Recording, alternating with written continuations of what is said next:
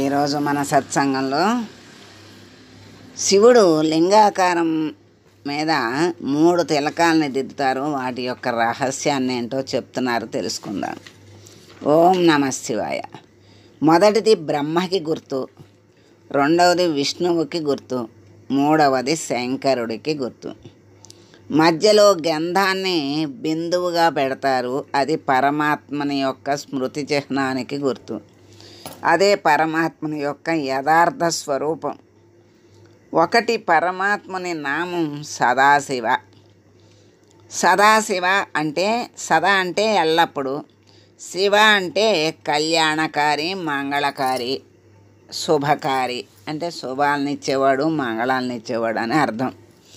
అందుకని సదాశివ అంటే ఎల్లప్పుడూ శుభములను ఇచ్చువాడు అని అర్థం. మరి మూడవది పరమాత్మ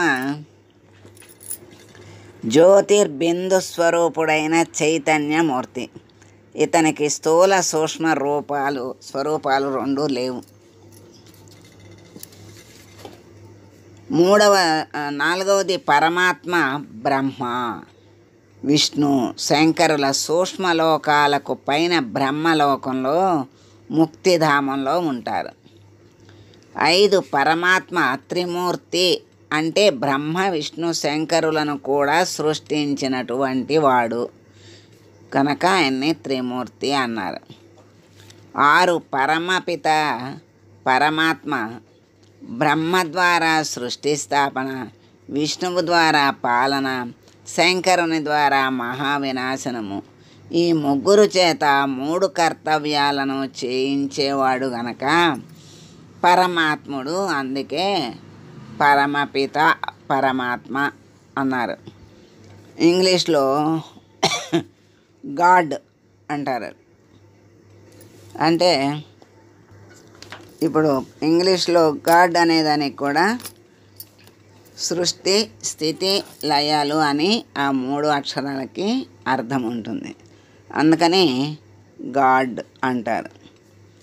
7వది లింగం శబ్దం లీనం అయితే వస్తువును తెలియబరిచేటువంటి చిహ్నమని, మరి లక్షణాలని చూపించేదని అర్థం. లింగం శబ్దం లీనం అంటే ఒక వస్తువుని తెలియబరిచే గుర్తుగా చెప్తూ ఆ లక్షణాలని చూపించేది అని అర్థం చెప్తున్నారు. పరమాత్మ లక్షణాలని చూపించేది గనక శివలింగం అని అంటారు.